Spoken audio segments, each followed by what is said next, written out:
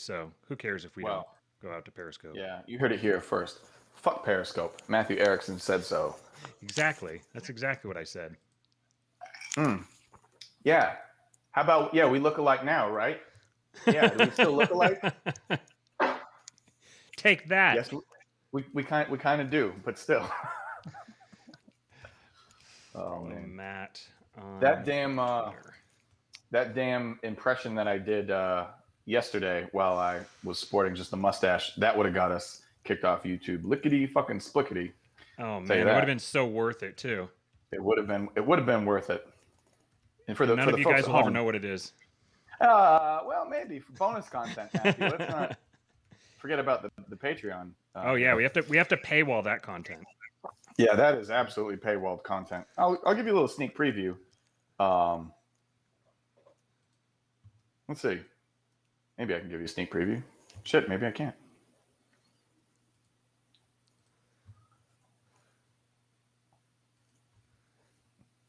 Gripping TV. Yeah. No, it's coming. At some point it's coming. Oh. He sent this to me last night, and I was just in tears laughing at it. And I know that Amy, when she gets chimed in here, I know that she's going to be very, very bummed out that Steven looks the way he does. Let me put it that way. I'm not going to play the audio, but just for a little visual for the folks at home here.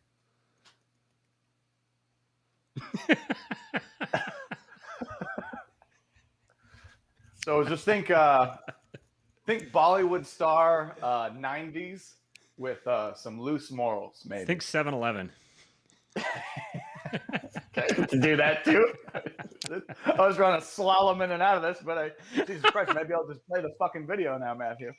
7-Eleven. All right. Do it. Nah, we need a different audience, Matthew. I think you understand. Yes, I understand. Oh man. Let's just say that I told Steven last night that if the only thing that this show accomplishes is getting him an audience, then I will consider myself having contributed something really positive to the world. Yeah, real positive. That was a very positive impression that I was doing. And remember, sign up for the Patreon so you can see the paywalled problematic impression video. Yeah, the only problem with this now is that I inevitably will get Kenny G comments and yep. The point is not, I'm not arguing with anybody. I'm not here being like, no, I don't look like Kenny G. I look enough like Kenny G that you'd say something. That's fine. The problem is I don't understand why anyone would feel that comfortable saying that to me. You know what I mean?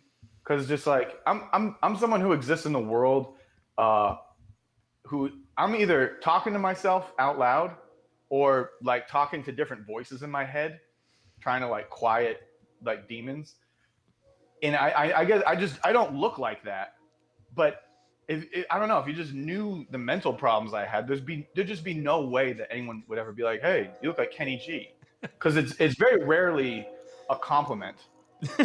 but so throughout the course of my life, it would go grow out hair, and if I don't have a beard, before the stubble actually grows in a little bit, you get Kenny G comments, and then it'll be a cycle where it's just okay, well, I feel like I'm going to go to jail if someone calls me Kenny G, so I got to cut my hair or, whatever.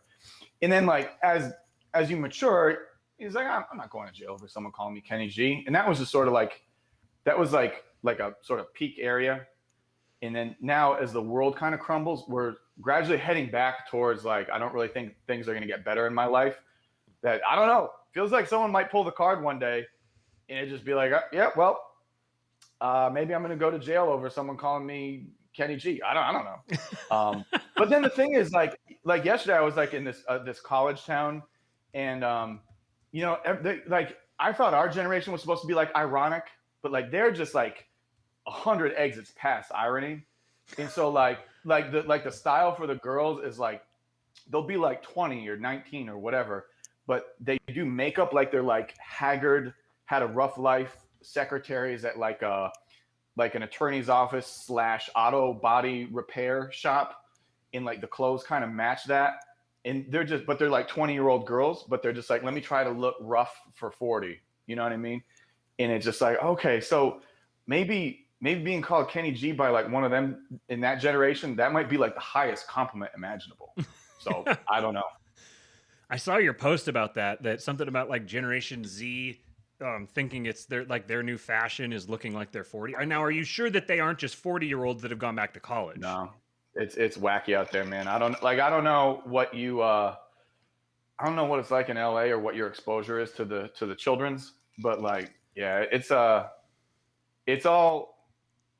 like thrift store clothes, but not. It's like the thrift store clothes that people used to would just be like, okay, well, certainly I can't buy that and wear it. They're just like, fuck yeah. Shut up, Macklemore. Yeah, like even worse. It's weird. I don't know. A lot of these the girls, because they do like the old like makeup, and so it's just like I would never know that they were like 20, but they're definitely 20. Man, it's this desire to number one. I think that there's in a victimhood culture, there's almost status to be gained by making yourself look as unappealing as possible, and it's kind of like if you're already self-conscious about your appearance, then it's like I'm going to make myself as ugly as possible so then nobody can insult me.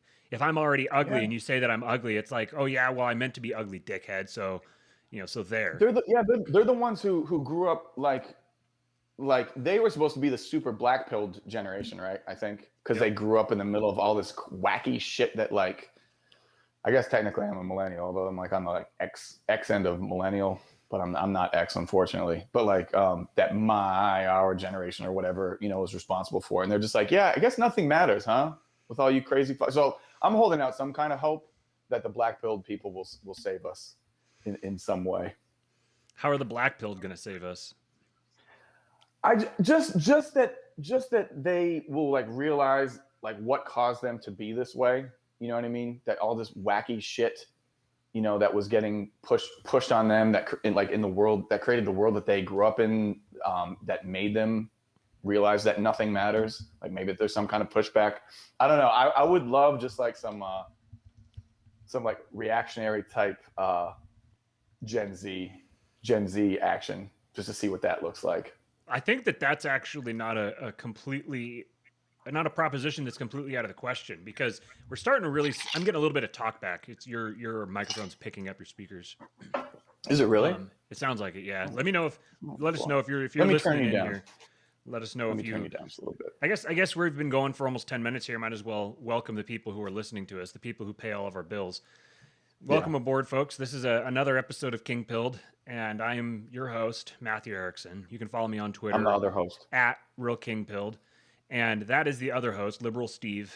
And he is now naked-faced, and it's a little bit jarring to look over there and see Kenny G on the other side of my screen. I need an alto.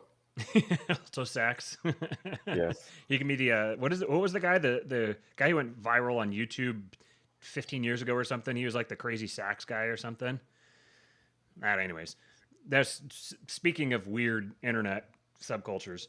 You can follow him. You can follow Liberal Steve over there at Messina Inc. on Twitter. That's MESSINA Inc. on Twitter. And today we have got and also do us a favor and like the show, like this episode, and share it, and then subscribe to the channel, because we're doing live streams every Monday and Thursday at 12:30 Pacific, and one of these days here we're going to actually get our this set up as a legitimate podcast, so anybody who can't watch it on YouTube can watch it elsewhere. But for now, you can if you follow me on Facebook or Twitter or subscribe to our YouTube channel, then you'll get notifications when we go live. So today's title is as is our habit here, is a little provocative, and I called it "The Libertarian Case for Reparations, Regulating Big Tech, and $10,000 Stimulus Checks." And of course, as you know, we are. Yeah, the chat is lit. Good job, everybody out there in the chat. You guys are making me proud. I do have to say. Patricia, thank you for your comment. She said, "Hi, Matt. I love the new alternative news and commentary on the unbelievable political world we have come into. Keep up the great work." Thank you, Patricia. I appreciate that. So we're deliberately a little provocative here with our messaging, and as you know, if you've listened to any of our other episodes, this is the show where we shit on libertarians. And part of it's just because when you're trying to get something off the ground, it's easy to just pick an enemy and just start beating up on them, and you might as well just pick the easiest enemy of all, the people who get beat up by everybody else. So we're just kind of jumping in the fray, and we're going to beat up on libertarians as well. And the biggest reason that we do that is because we see ourselves kind of a little ironically as libertarians, but we want to be libertarians. But the problem is that libertarians are just so pathetic and uninfluential, and they don't accomplish anything. And we want to be libertarians who accomplish something. So as you progress, there's this little joke that the only difference between a monarchist and an anarchist is about 6 months. And with the insinuation obviously being that once you reach the level of what? Minarchist. Yes, minarchist. I've got monarchy on the brain.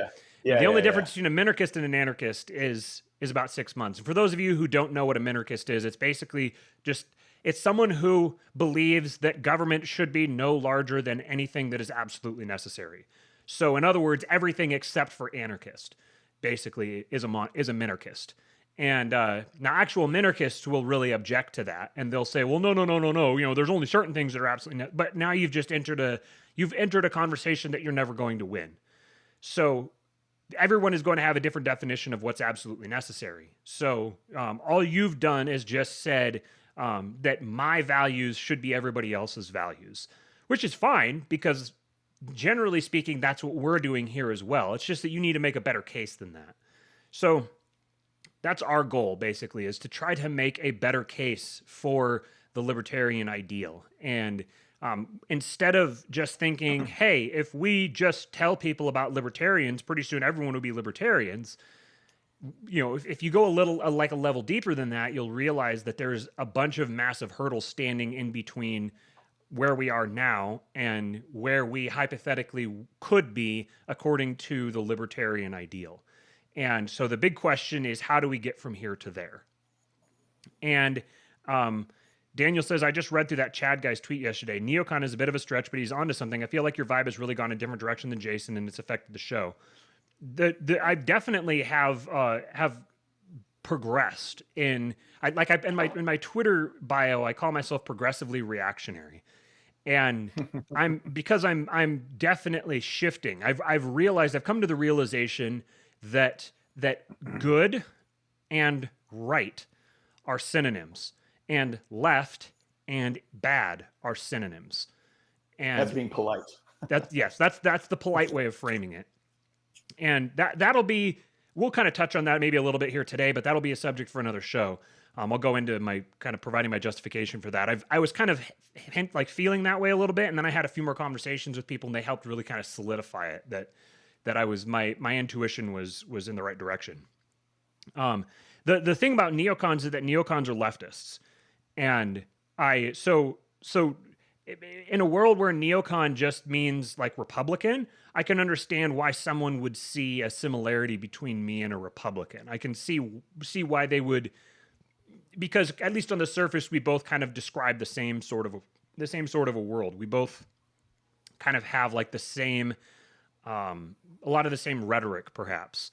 But a neocon is a very specific evolution of ideology that blends Trotskyite communism with an ideology that starts with Z that I'm not going to say on YouTube, and another and then like kind of like a bastardized progressive Christianity like weird thing. And that gets you neoconservatism. But in practice, it's very Machiavellian, but it's Machiavellian in all the worst ways. And so that's part of my incentive for wanting to try to get as many people as I can to start thinking and acting like Machiavellians in all the best ways. So neocon is just about as far from me as you could possibly get. And isn't leftist just a pro-big government interventionist type? And that's where you've really drifted, it seems, much more on board with government being big and being okay. So here's the thing.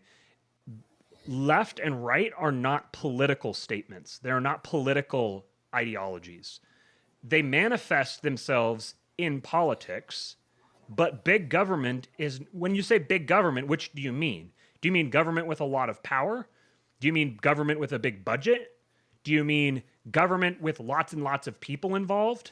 So you could have a government that is only 5 people and it has a budget of $20 trillion a year and has absolute power.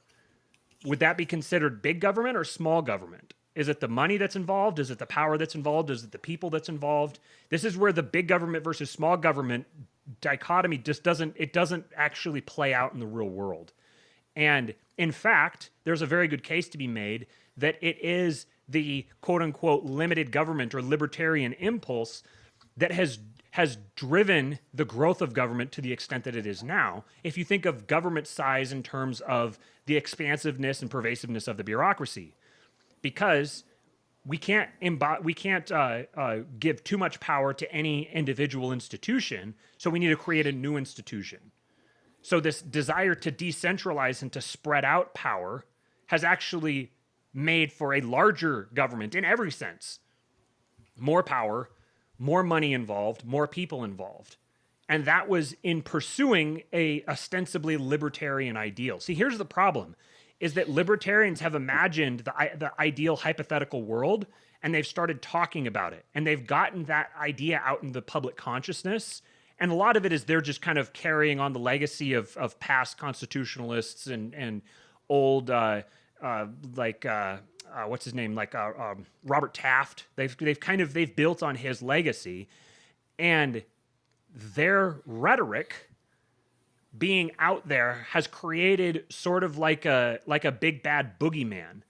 And it has been in response to that boogeyman and in support of that boogeyman that the government has continued to grow and expand itself. Because what happens with the government has relatively nothing to do with what libertarians value, what libertarians are trying to accomplish. It does its own thing. And I like to compare the government to a gun, and that the government is just a tool. And that tool can be used for good things and it can be used for bad things. If you ask yourself, would you support government projects if they were 100% in cooperation with the NAP? And of course you would. Of course you would. Now you say, well, it's not possible. That could never happen.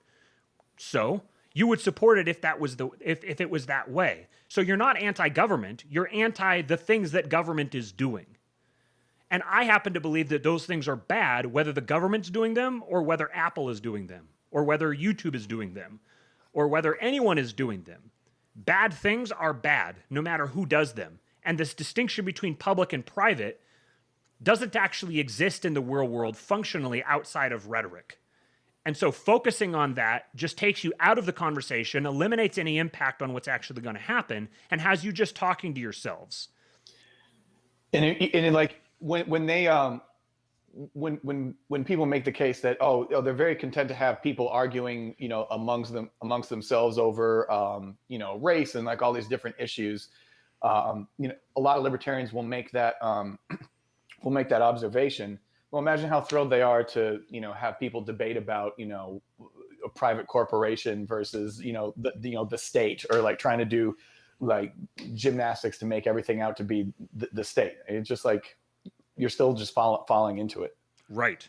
Yes, you are. So that's actually here's our segue. This gets us into the actual substance of the conversation today.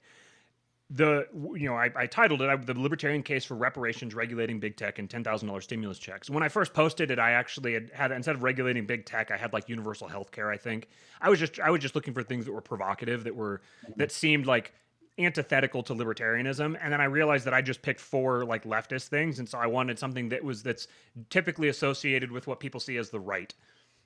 So I picked regulating big tech. And the reason the way I want to think through this is Maddie Segway Erickson, that's me.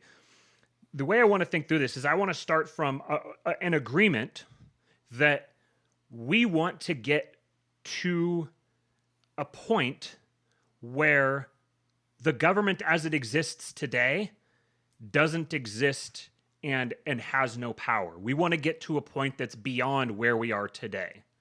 We want to get to a point where the government is not controlled by a bunch of insane psychopaths who propagate themselves through the universities and poison the minds of our children and rob from us and from our children and from future generations. Like, we want to get to that point. That's the goal. We both share the same ultimate ideal vision for the future. Where our differences lie is in how to get there. And so what I want to do first is I want to describe what's happening right now. So say something like reparations comes up. The first response reparations comes up. What's that? Oh, I thought you were being, I'm very literal. I thought you were saying say something like reparations. Sorry. I'm libertarian, I told you. The spectrum disorder. Autism. Sorry. God, I'm fucking this up so bad now. You need the facial hair back. It doesn't cut it without it.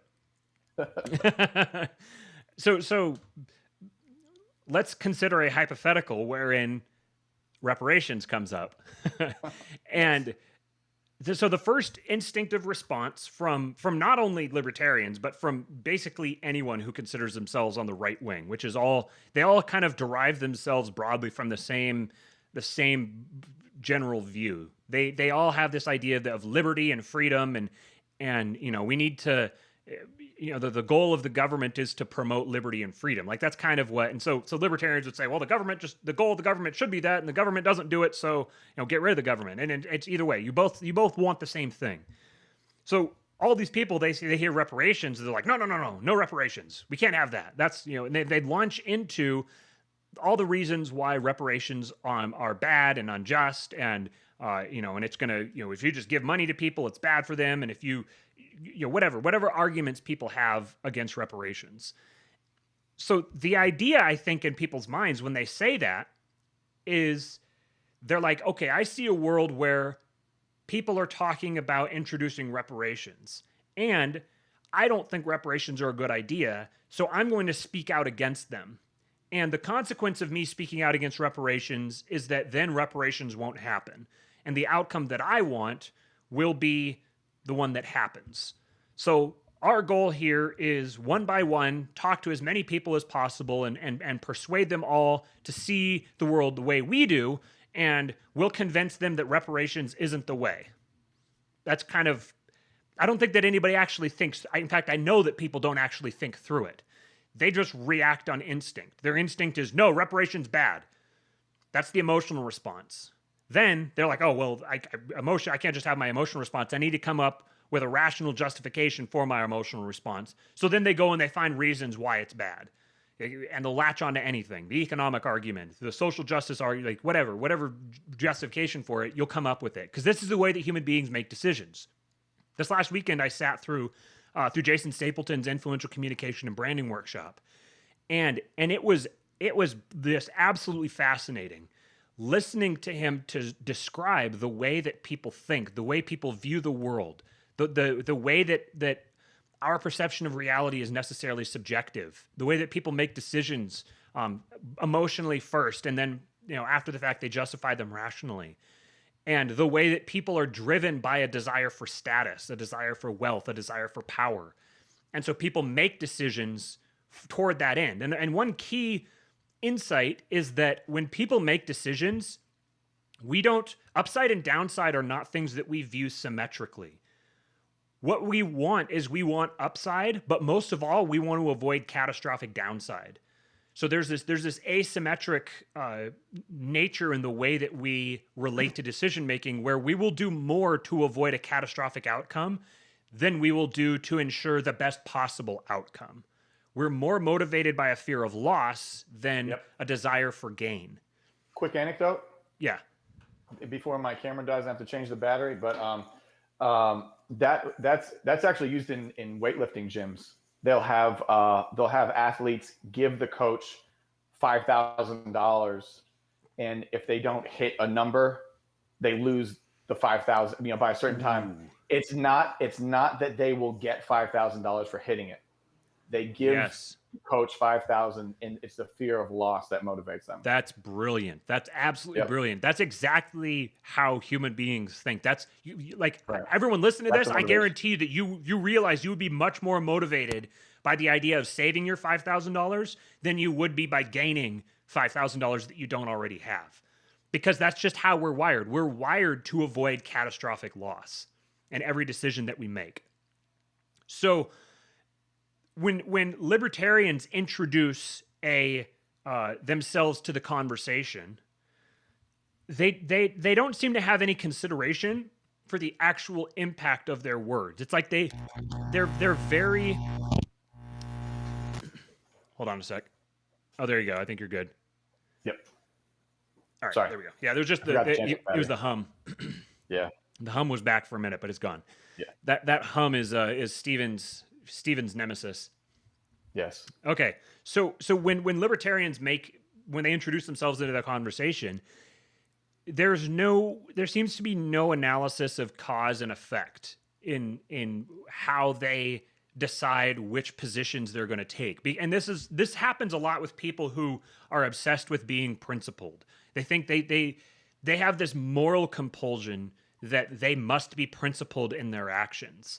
And so rather than an action being judged based on its actual impact, people judge the action based on its intended impact. And it's very ironic because libertarians have no problem identifying this phenomenon when politicians do it. Politicians will say, "Oh, we're going to raise the minimum wage so that we can have we can do good things for poor people." And libertarians will say, "Well, even if just because that's what you want it to do doesn't mean that's what it will actually do." So all the same, when you make your libertarian case against reparations because welfare is bad or whatever other reasoning you use, the actual impact of you making that argument does not diminish the odds of there being reparations. So this means that you're faced with two choices.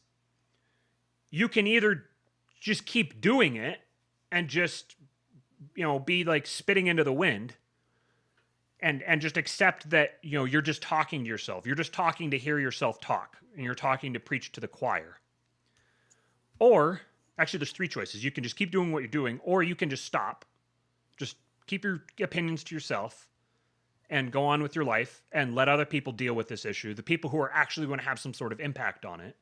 Or you can say, what I want is a world where there are no reparations. However, I recognize that my voice has no impact on this conversation.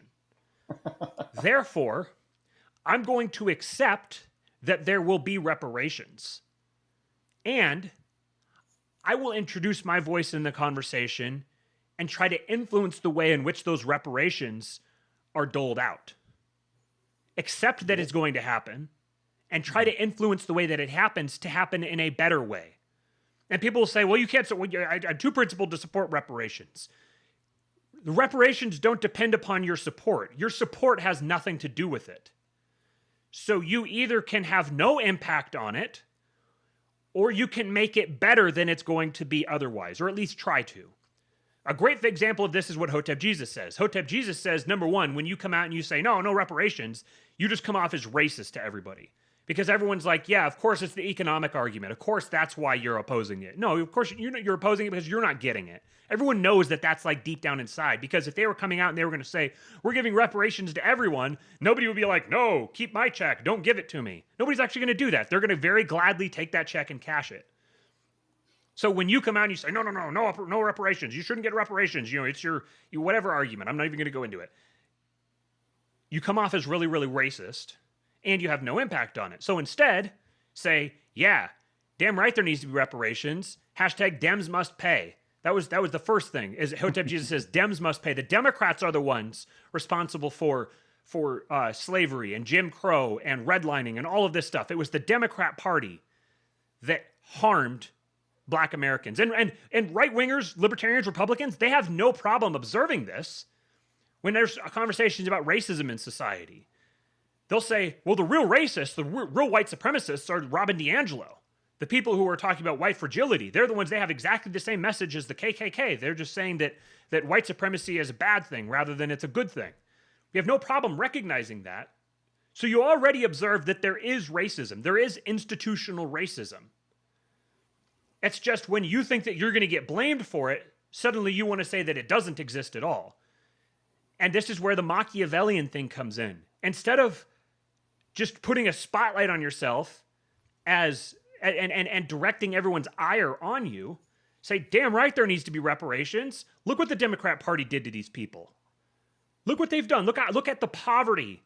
Look at the drug war. Look at the extent to which these people's lives have been destroyed by policies that were initially conceived of and employed by the Democrats.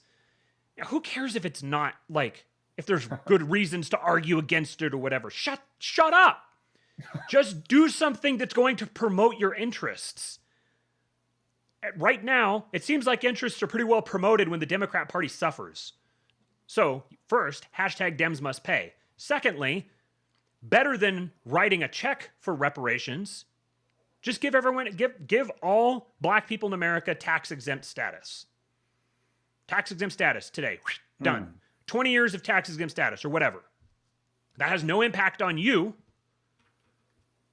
It has a tremendous impact on their lives. And if you're like, oh, well, then it's going to set them ahead and they get to cheat ahead of me or whatever. Who cares? People are cheating all the time. Cheating is a part of human society. Make yourself better. You be better. You do better. Who cares if they're cheating? Figure out a way to win anyways. But when you come out and you take the position of no reparations at all, what you do is it's not actually true that you have no impact. You actually have a pretty significant impact on the conversation in all of the worst ways imaginable. Because the people who are pushing reparations, the people who are pushing stimulus checks, the people who are pushing wokeness in schools and all of this stuff, they have no actual coherent ideology. All they have is opposition to the boogeyman taking over America. They have thoroughly convinced their minions that the country is right on the verge of descending into complete and total fascist tyranny, driven by greedy businessmen, Republicans, and libertarians who are preying on the backs of weak and vulnerable people. And when you come out and you say, no, there should be no stimulus checks at all, there should be no reparations, don't do any of this stuff, pull yourself up by your bootstraps, make something of yourself. All you do is you preach their message for them. You say, hey, you know that big boogeyman that you've been warned about? Here I am. I'm the boogeyman. So everything they're saying is true. It is true that there's a concerted effort to take over the country and genocide all of the poor people. All you do is you play into their messaging.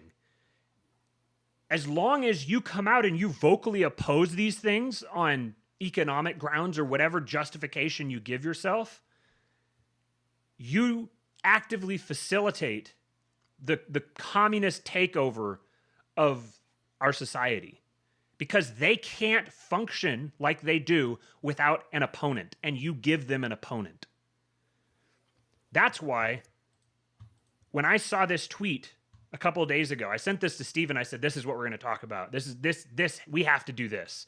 And he actually, when I first sent it to him, he was like, I have no idea where you're coming from with this. But I said, so Jack Posobiec said, if the Republicans were smart, they would be pushing $2,000 checks right now. And Paul Gosar, who's a congressman from Arizona, he's a big MAGA guy. He said, $2,000? Let's get serious. Americans are facing foreclosures on homes, evictions, car repos, and massive debt because of the government-ordered 2-week, 1-year lockdown. Government broke it. Government fixes. My amendment is for $10,000 per person, not corporations. Brilliant. Absolutely brilliant. Now, the problem is Republicans and libertarians and conservatives and whatever are too goddamn stupid to understand what he's doing here. So they'll come out and they'll make all these, I see right here in the comments, that's a pretty massive government welfare scheme for a constitutional conservative. Sounds more like a national socialist. Oh wait, MAGA. Yep, national socialist. From a guy who calls himself a Republican. Because these people have one setting. And that setting is lose in every possible way. They were determined to yank defeat from the jaws of victory. So what happens when Paul Gosar says this? Now, I don't know if he's actually serious. I didn't look far enough to actually see, because I know how it's going to work. I know what's going to happen, because the rest of the right wing is too goddamn stupid to actually take advantage of what he's doing. But if the right wing in America would position themselves this way, accept the government as a given, it's not going away. Universal basic income, universal health care, reparations, all of these things, they are happening. There is nothing you can do to stop it. You have to accept that. You have to accept that. We're way, way, way beyond any possible way of preventing those things. The time for preventing them was decades ago. That was the time to recognize what was happening, get yourself in a position of power, take over educational institutions, purge communists from the country, do whatever's necessary to ensure that this outcome doesn't happen. That time was generations ago. That's not an option anymore. You will not oppose this. By opposing this machine, you will get ground under it. You will provide the justification for it growing larger and larger and larger, while you benefit from it in no way whatsoever. My proposition is, if it's going to grow exponentially no matter what, why not benefit from it? And why not use it? Exactly. It is. Like, it's gonna fall. It's gonna collapse under its own weight anyway. Right. So, you know, like you could have like some kind of message out there. Like, I mean, it could be understood that you're operating from the point of, you know, when this all falls apart, like, we're not doing any of this goofy shit, but here we are. You know what I mean? So this is what we're doing while things are falling apart. Just remember, I'm a libertarian for when things do fall apart, and we're gonna come over here, and then maybe in the meantime, see, you need a shadowy cabal is what you need. There needs to be a libertarian shadowy cabal, because I do find myself in this position where like, people really can't win with me in terms of libertarian stuff, but they've just screwed the pooch so hard that they deserve my unfair criticisms. But it's like, if someone says something publicly and it's right, it's just like, why would you say that publicly? Why would you say that? You know, or if they say something publicly and it's not quite right, I criticize them too. But really, what needs to happen is there needs to be like a out of the public eye kind of thing happening, you know, with politics, for like the real shit. But that's just over here. That's out of frame, right? Like, what could have been happening in terms of like trying to combat any of this, you know, the commie takeover and whatnot. I think there is like a real there's a real call for having a good old shadowy cabal that I want to be a part of, by the way. And I'm here to say proudly on YouTube, I would like to be part of the libertarian shadowy cabal. So if there is one, you let me know. DM me on Twitter. Okay? We should just make T-shirts. It can be the Shadowy Cabal Society. Yeah, because that's I think what the frustration is, because, like, you know, libertarians are so principled and whatever. They just want to show how principled they are all the time. So if someone is advocating for, you know, $10,000 stimulus checks or whatever, if he was serious, I don't know, he could have just been making a ha-ha and accidentally come up with like the best policy, you know, in recent history. But, you know, there's a difference between someone who's like, yeah, $10,000 stimulus checks versus like, yeah, $10,000 stimulus checks. You know what I mean? Right. And so there needs to be some way of like, okay, I see, we all see what's going on here, right? You know, the left seems to be able to do that, you know, over the course of decades and whatnot. But like a large percentage of those foot soldiers were just sort of, you know, useful idiots. The useful idiots and the libertarians only get used for the worst people ever, unfortunately. So yeah, there needs to be like libertarian energy that figures out how to use all of the idiot libertarians or people who are drawn to libertarianism. And there's no fucking shortage of them, I tell you. You go on my goddamn Facebook. There's plenty of them to go around. He's always sending me stuff, and he like screenshots or links to stuff, and he's just like scream. He'll send me a voice message. You can just hear him screaming in the background. Yeah, I mean, I'm like I have a little side road to go down. I mean, you can hold me off. No, go for it. Go for it. We'll get back to this conversation. Go for it. In our last episode, and fill in the blanks, in our last episode, we talked a little bit about political formulas, right? And so it was a lot of reading, but ultimately the idea was nothing that a politician says really should be taken at face value. It was the theory behind that. Everyone, okay, politicians lie. Gotcha. That's, real groundbreaking. But this is sort of the theory behind that, and as to why. And so out of the Machiavellian's book, what's like a good example?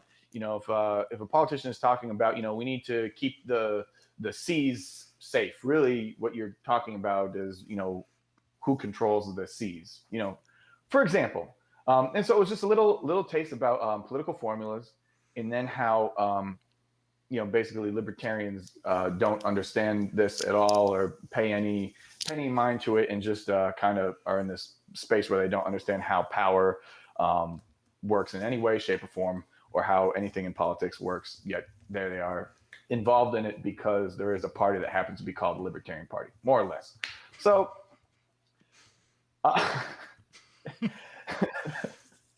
Man, I was like what I'm about to say. I was it Friday night maybe? I think it was Friday night. I was screaming in my house by myself when I saw that there was like an airstrike on Syria, and I'm at the point I just got to ask, when can we ask whether a lot of these libertarian people, the ones with influence, the ones without influence, are you an anti-war person or not? Because I don't know if I believe you anymore. If I'm taking a look at the people who are just libertarians, just existing in the world with actual zero influence, no audience to speak of. They're just libertarian because they want to be libertarian, and they're acting, outraged by this airstrike, and fair enough.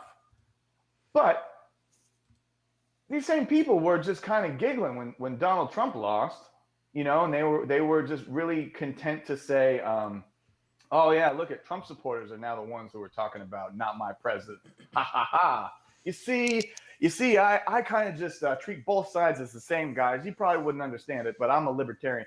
And I really think that for a lot of those people, they may not like the idea of war, but just judged on their actions, there is something else that's more important to them than being anti-war. And I think it is just feeling, kind of morally superior, feeling smarter than other people. They don't do it. They don't behave in a certain way for like any kind of like actual power, But I think they do understand. They do understand power dynamics better than we might give them credit for, because it's some kind of like personal gain that they get. So they just know that, if they say certain things, they talk about the blood-soaked monsters. They talk about all this inflammatory language about how much they hate war. It gives them some sort of personal gain. But, really, if you were a libertarian out there, and we could kind of transition to people who actually do have an audience, if you're smart on everybody, it was no surprise what was going to happen militarily when this guy was in office.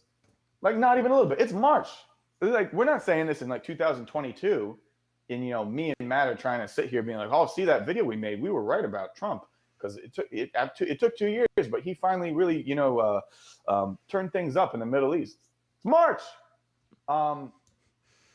if you were really passionately anti-war, let me give you a hypothetical. If there was an asteroid headed towards Earth, okay, and somehow the experts told you that bizarre tweets from the office of the President of the United States would alter the course of this asteroid so that it would definitely not hit Earth. Like the more weird tweets that came from the Oval Office, like that could save Earth.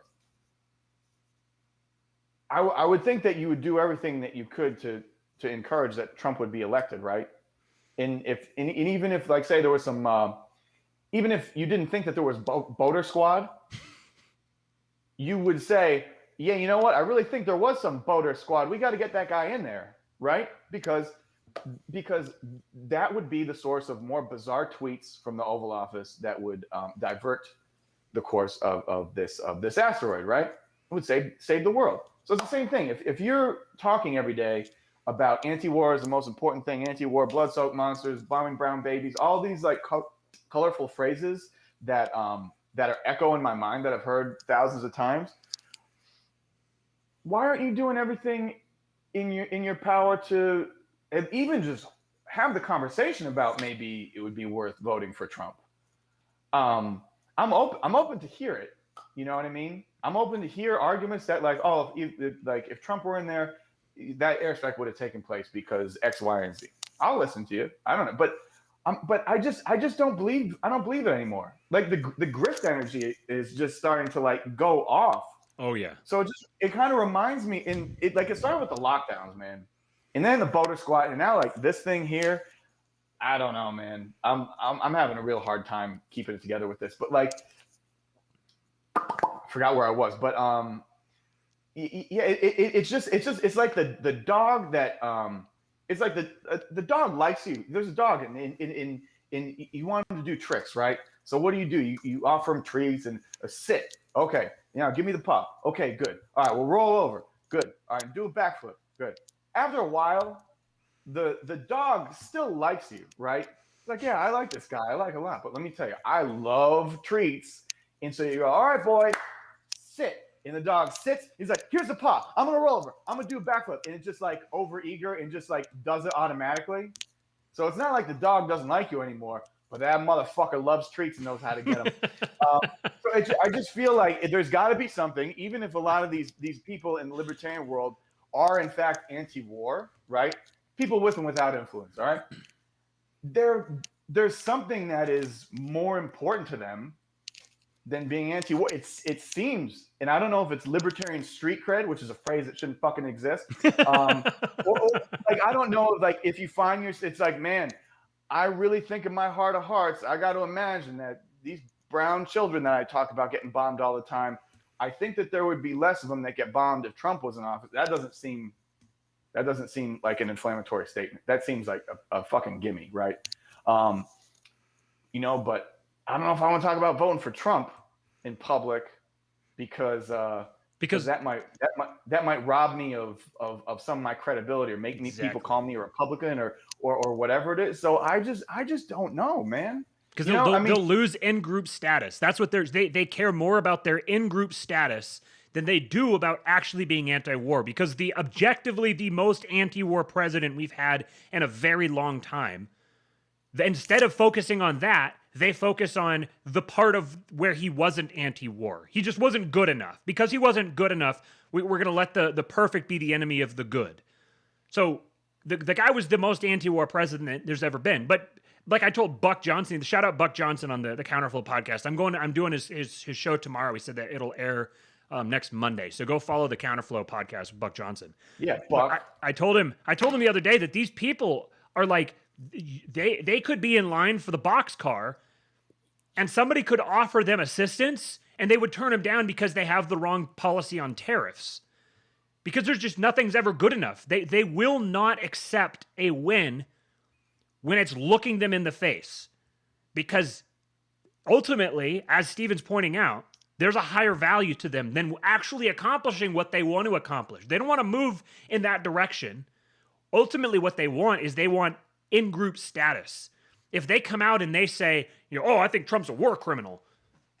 I think he should spend the rest of his life in prison. You're going to get a whole bunch of libertarians that are like, hey, yeah, Trump's a war criminal. But you're not actually going to change anything, because now the people who like Trump are going to be like, all right, well, fuck you. I'm going to go on and find somebody else who tells me what I want to hear. The people who already don't like Trump, who aren't libertarians, are going to say, yeah, nice try, buddy. They're going to hate you. They're going to find some other reason to hate you. So you're not gaining anything apart from just getting a bunch of libertarians to get super happy about you. And they're already happy about you in the first place. So libertarian commentary today is just preaching to the choir. That's all it is. It's not about actually affecting the world in a positive way. It's not about actually moving the needle in any sense. Yeah, Trump didn't stop the war on Yemen because he was the fucking president. He wasn't God. How can you on one hand say the president doesn't actually run this show, and then on the other hand say, well, I'm not going to vote for Trump because he didn't end the war on Yemen? You know that he didn't control that. Oh, he could have just ended it right away. Yeah, and then gotten assassinated. Right. You have to think about the actual impacts of what you're doing, not the stated, nobody wants a martyr. A martyr doesn't do us any good.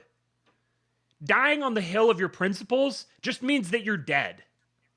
It doesn't actually advance your principles. In this case, Paul Gosar gives a great opportunity to advance something in some positive direction.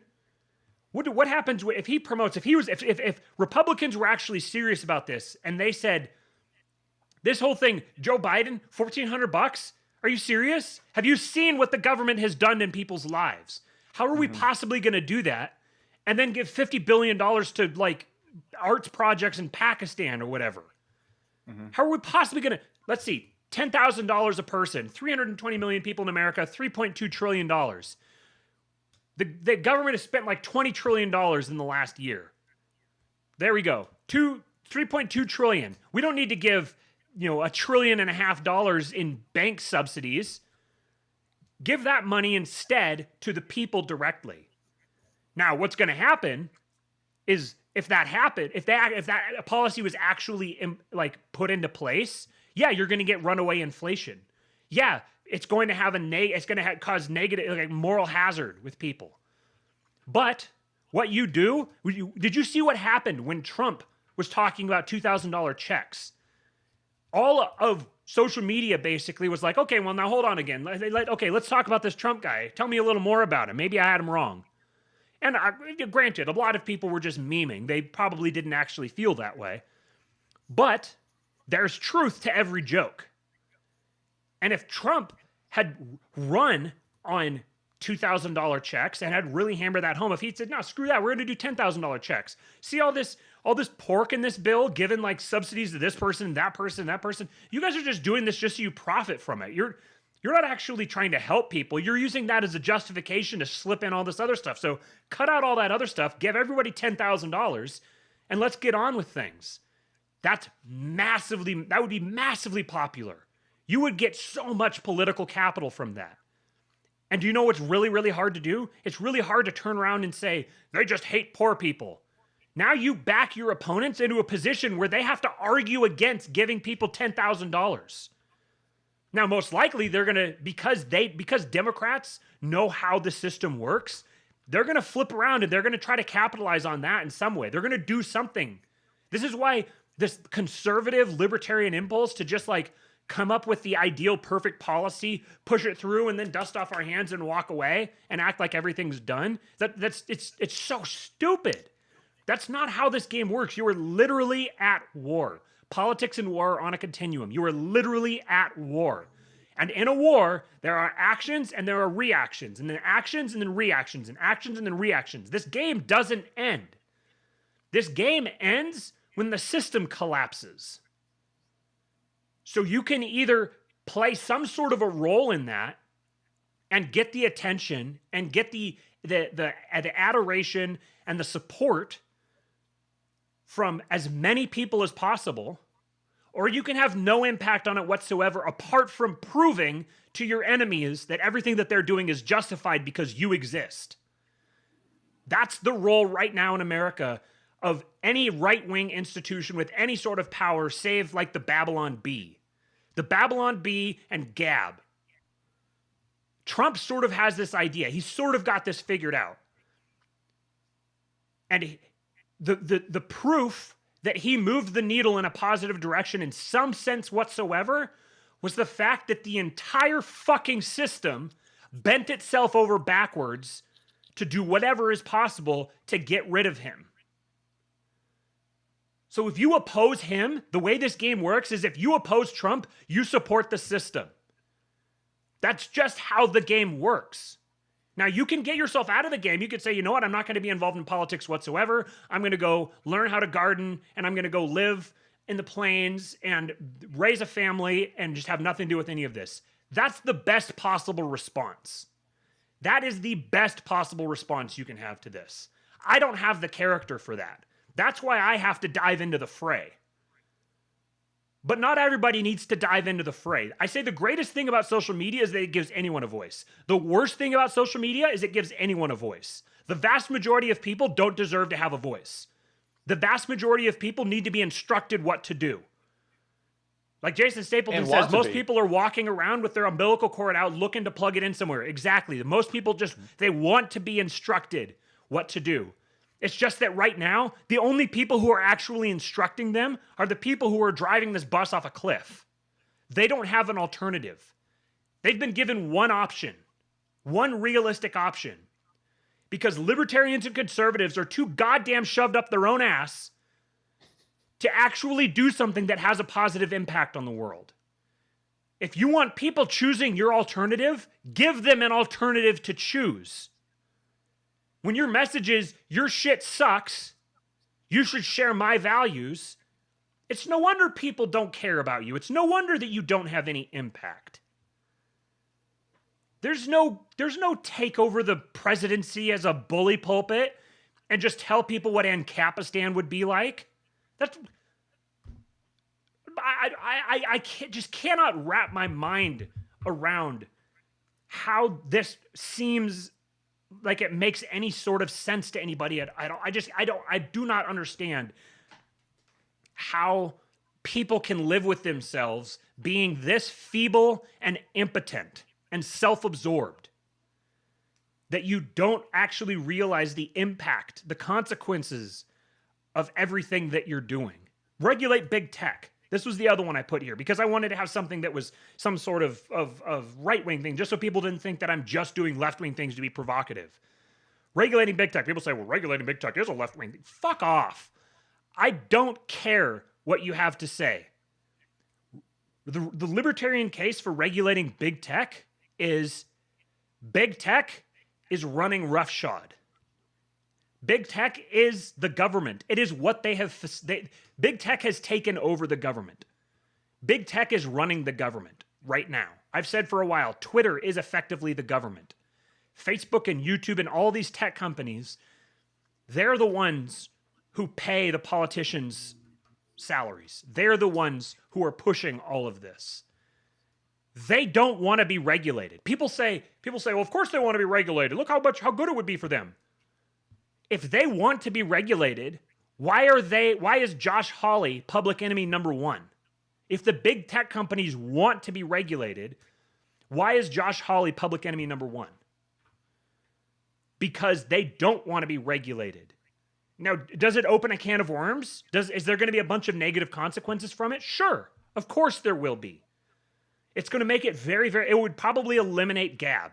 Gab wouldn't be able to function the way that they do, because it would open up so much legal liability for them, for their platform. So every platform is going to be forced to act as a publisher and to relentlessly curate their network, which means it's going to drastically diminish the ability for a massive network to suck a whole bunch of people in, to pull the entire conversation to them, and then ratchet down the conversation there. It will force a massive decentralization. It will basically eliminate social media as it is today. And if that happens, that will have, number one, I mean, it's going to have a bunch of good things and a bunch of bad things that will come of it. But again, this isn't the last step. There is no pass the ultimate policy, dust off your hands, and walk away. You do this, and then you do the next thing. Right now, big tech is the biggest lobbying institution in the country. So use whatever, and they're using their influence for like 100% negative things. So use whatever weapon is at your disposal to combat them. And you're not going to get your utopia. That's just not on the table. And when you oppose regulating big tech, you think you're doing it because of your principles. You think, oh, this is promoting the world that I want to live in. But really, you're just playing the role of lobbyist for big tech. That's the effect of your actions. You are not going to get a libertarian government by acting like libertarians. You're going to get a libertarian government by taking control of the government. And the way you take control of the government is by eliminating all of your competition. This is the nature of power. This is just how the game is played. And if you don't like that, then get out of the game. Because if that's not your goal, the only other option is to facilitate your enemies taking over the government. You don't go into a war and agree to a stalemate. Like a war for everything, a zero-sum battle, has no stalemates. There will be no stalemate. One side will win, or the other side will win, or the battlefield will collapse into the center of the earth. There will be no, oh, we're just going to agree to disagree. That's not ever an option. So you have to deal with the tools that you have in front of you. You have to weigh each of your actions based on the actual consequences of it and not your ideal consequences. And if the words out of your mouth are going to be, that's a bad policy because it'll have bad economic consequences, I feel like I've cussed enough in this show. So let me just say, please just shut your mouth. Please take yourself out of the conversation. If you want to go talk to a mirror, then go talk to a mirror and don't make the rest of us listen to you.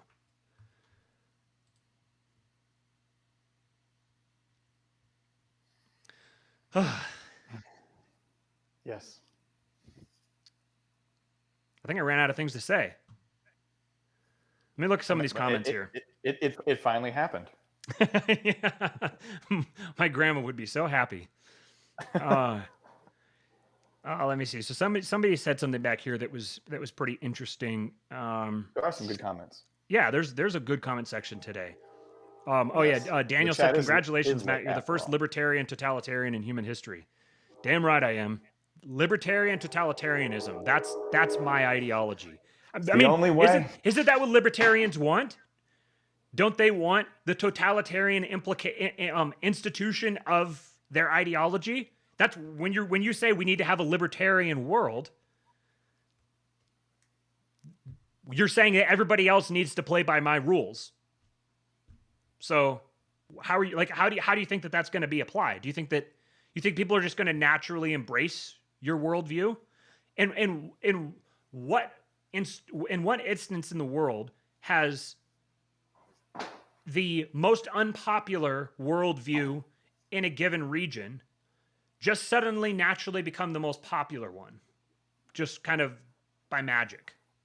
Like, has that ever happened before? Do really, really unpopular ideologies suddenly spontaneously become widely held by everyone? The only way that it's ever going to be widely held is by force. That's the great irony of the libertarian political worldview, is the only way that it will ever have any sort of impact on the world will be if it's applied by force, because law is always applied by force.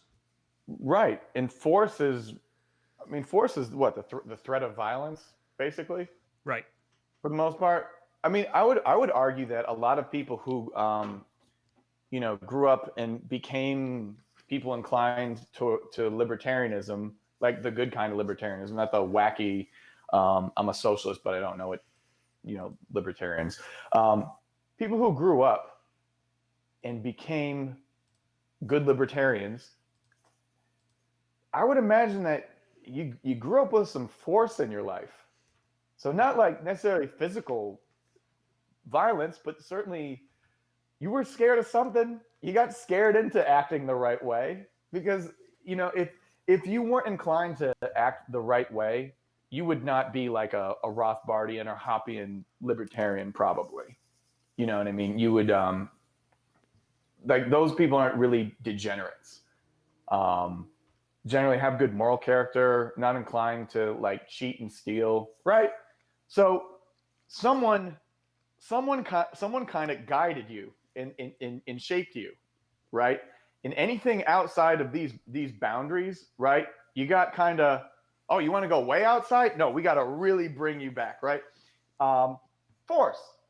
Eventually, you became an adult, and you've got something that's keeping you there.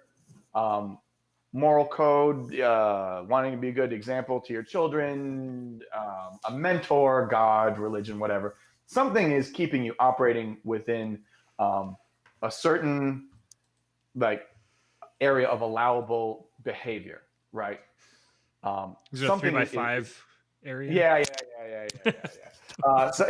But anyway, something is keeping you there, and in society, it would be comprised of people who, on their own, choose to operate in that way. And just the fact that theoretically that there wouldn't be any. First of all, there would be rules, but just the idea that there'd be no force, there'd be no. If there were violations, like, there would certainly be consequences, right? And if it was just this true utopia, it would be comprised of people who would be behaving as if there were severe consequences for that. They just wouldn't be coming from the state, But it's not as if like this world is just just absent the idea of force. It's very correlated to any kind of ideal libertarian society. All of civilization is built upon the threat of force. Like, there is no civilization without force. Force is civilization. Civilization is the threat of force will be used against you if you do not behave yourself. That's how every law does not emerge spontaneously. Law is not grassroots. Law is imposed from the top at the barrel of a gun. This is the nature of all human societies. They all are governed by force. It doesn't matter what the law says. What matters is what the people with guns think. The people who control the guns control how the society is structured. That's an unavoidable fact, an unavoidable reality. And until you control the guns, if you can control the people who control the guns, then you might be able to fake yourself into thinking that you actually don't participate in violence. You might say, well, I just convince people. But ultimately, the reason that the society holds itself together is because someone at the top has guns and forces it to be held together. That's just the nature of it. So if you say, I don't want to be, actually, this is here. Okay, one thing I wanted to read was from the Formless Manifesto by none other than Moldbug himself. And he's putting forth his idea of formalism.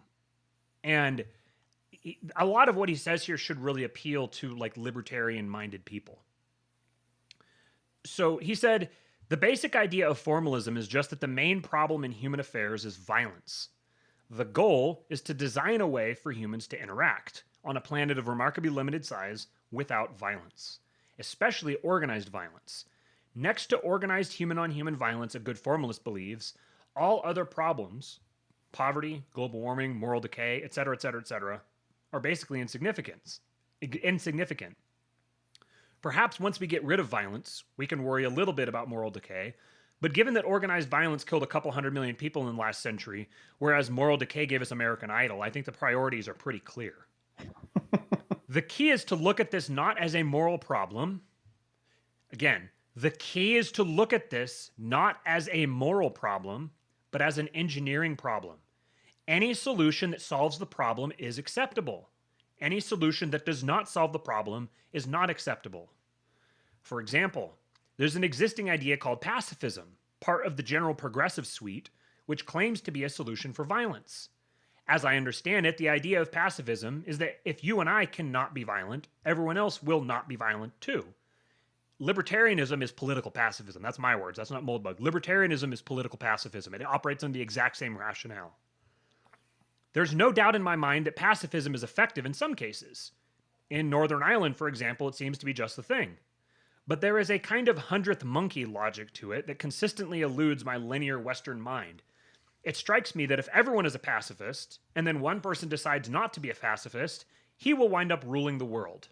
Right. And I was going to even say this when you were doing your thing just now, but when people talk about anarchy, anarchy, just even if you take it as the idea that anarchy is just absence of government, anything, in the way of government. If there's nothing in place, human beings default to who you have, what you can take and protect. It just boils right down to strength. So the idea of an anarchist society, being Ancapistan is not by any means the natural state for people. So unless you address human nature in some capacity, then your anarchy, you just turn on National Geographic, because it's not very different. So yeah, that's when people call for anarchy and they envision this utopia in some way, and like these forces are going to, free market forces or whatever are going to, create this idyllic society. I don't think they're realizing how much of the coattails of like Judeo-Christian values they're actually riding. Right. The entire concept of secular. You must read the book Dominion by Tom Holland. It's fantastic. The one thing he outlines is the way that the concept secular is a Christian concept. It derived as it was first applied by Christian thinkers who were distinguishing between matters of the church and matters of everything else. So when people self-identify as secular, or they embrace the secular or whatever, when they opposed the marriage of church and state, these are all Christian ideas. These are all derived from Christianity.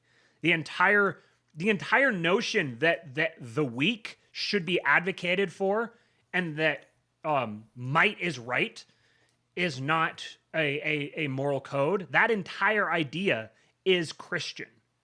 So the whole social justice thing that is all based on it's advocating for the rights of the poor and oppressed and all of that. That doesn't exist without Christianity. They're operating within a Christian superstructure, and they're just trying to use the whole foundation and just build their own thing out of it. But all their materials are Christian. Daniel in the comments here, he said, I love you guys, but explain to me how you're not encroaching into totalitarianism. We aren't encroaching into totalitarianism. We're fully advocating totalitarianism. Firmly entrenched in totalitarianism. We're explicitly advocating totalitarianism. And if you consider yourself a libertarian, or especially an anarchist, you advocate totalitarianism as well. You just don't realize it. The way that you advocate the libertarian pitch is literally, we want to take over and leave everyone alone. In order to do that, you have to take over first. Yes. Yeah. Yes. When you say we want to take over and leave everyone alone, you're describing totalitarianism. You're saying we want to take over and we want to enforce our moral code on everyone else. That is totalitarianism. You believe in totalitarianism because you believe people have a right to defend and to enforce their law on their property. And in Ancapistan, everything is private property, which means everyone, according to libertarian morality, has the right to enforce their law in a totalitarian sense on their property. Totalitarianism is libertarian. The lack of totalitarianism is what allows lack of libertarianism in the back door. It is in advocating against totalitarianism that libertarianism is undermined and done away with. Libertarianism is only a reality when it is imposed from the top down. You will not get libertarianism emerging spontaneously because human beings are not individuals. Human beings, the vast majority of them, as CJ up here said, he said, how far do you go bothering trying to convince all these default setting style leftists? Michael Malice's assertion that most people are basically too R-word for original thought seems spot on. The only reason I'm saying R-word is just because I don't feel like getting flagged. Right. Yes, the vast majority of people are too R-word for original thought. Really, I think that nobody is capable of original thought for all intents and purposes. Everyone's just repackaging other people's ideas. And I guess there's an original way of doing that. So whatever, maybe there is original thought. But original thought is by far the exception, not the rule. The vast majority of people are NPCs who are operating according to the default settings that have been implanted into them. And the way that those were implanted into them was because somebody by force took over institutions and then used the threat of force to impose ideas into people's minds. This is the way that all ideologies spread this way. Like, this is just the nature of human society, the nature of human organization. So when you say you want to take over the world and leave everyone else alone, as CJ said, first you got to take over the world. So you can't be a libertarian and also oppose totalitarianism. The two require one another. Well, totalitarianism doesn't require libertarianism, but libertarianism does require totalitarianism.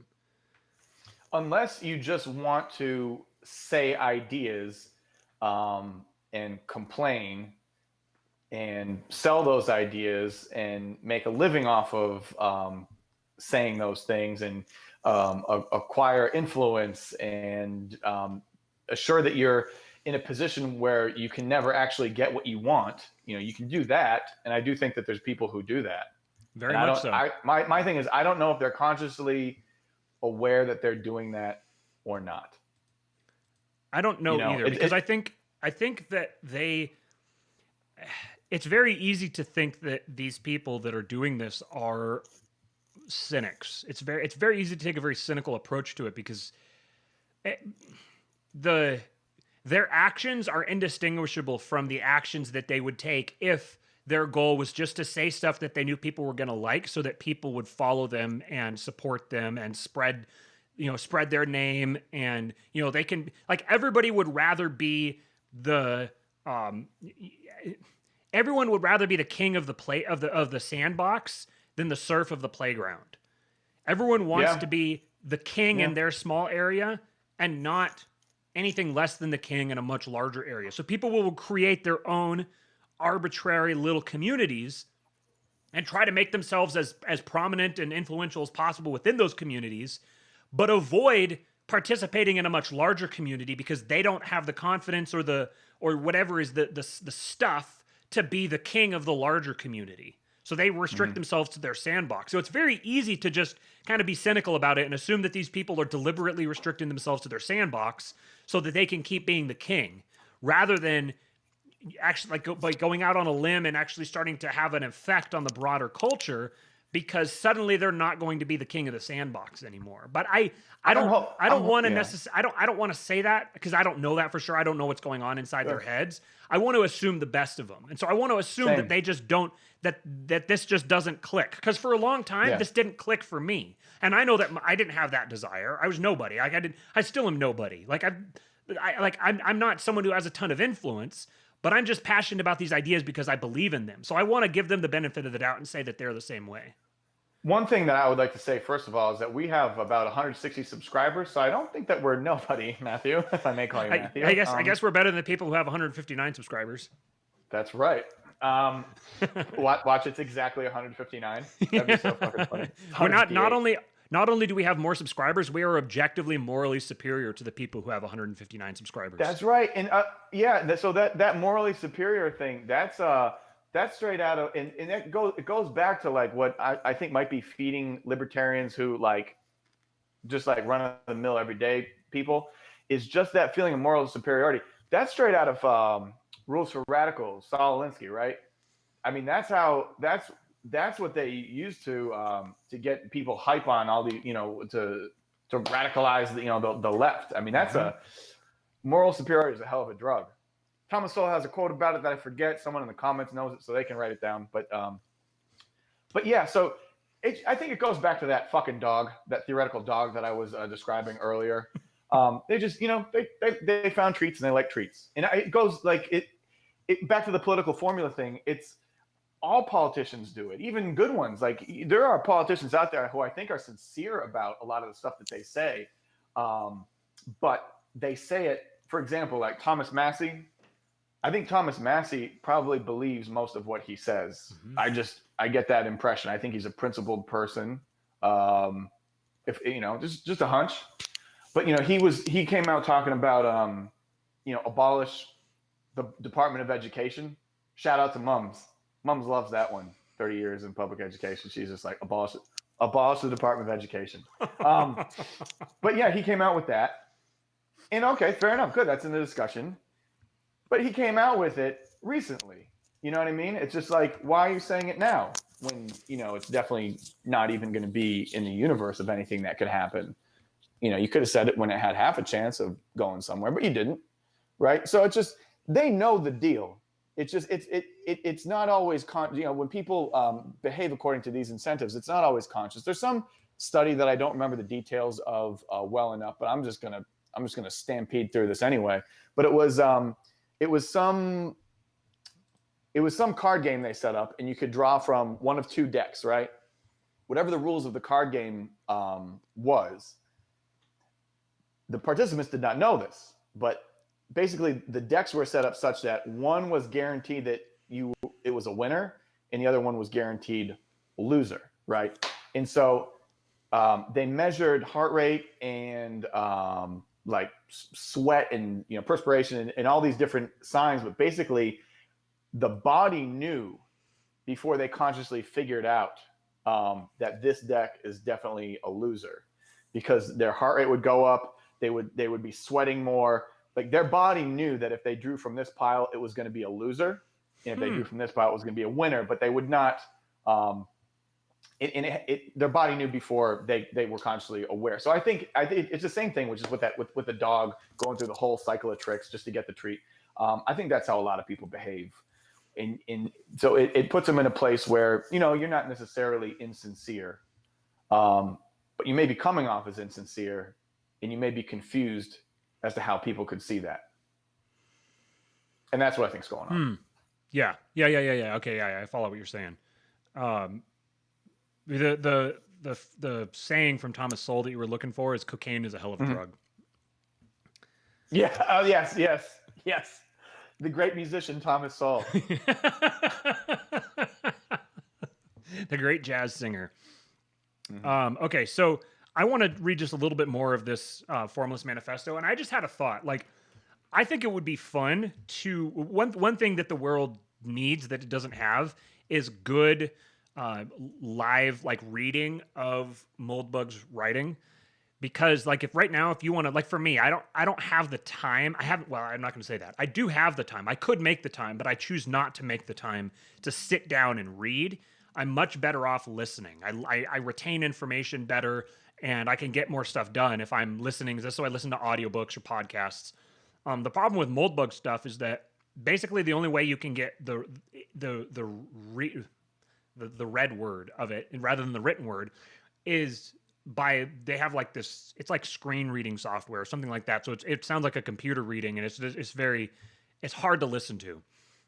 So one thing that I think would be fun would be to sit and just read through Moldbug stuff and maybe provide commentary on your way through it. Is that something that anybody else would be interested in? If I was to just start doing videos like that regularly, where I just did basically kind of like what the last episode was, where I just did a read through of a new Moldbug blog, and I could do it beyond more than just Moldbug. But if I did a read through of a Moldbug blog and provided my thoughts in various places, is that something anybody would be interested in? Just throw us a comment or tweet at us on Twitter. I'm at Real King Pilled for Matt, or Messina Inc. for Steven. Let us know if that's something that you would find interesting, if that's something you would listen to. So what he said here, okay, so the 100th monkey logic to it. So if everyone is a pacifist and then one person decides not to be a pacifist, he'll wind up ruling the world. A further difficulty is that the definition of violence isn't so obvious. If I gently relieve you of your wallet and you chase after me with your Glock and begged and make me beg to be allowed to give it back, which of us is being violent? Suppose I say, well, it was your wallet, but it's my wallet now. This suggests, at the very least, that we need a rule that tells us whose wallet is whose.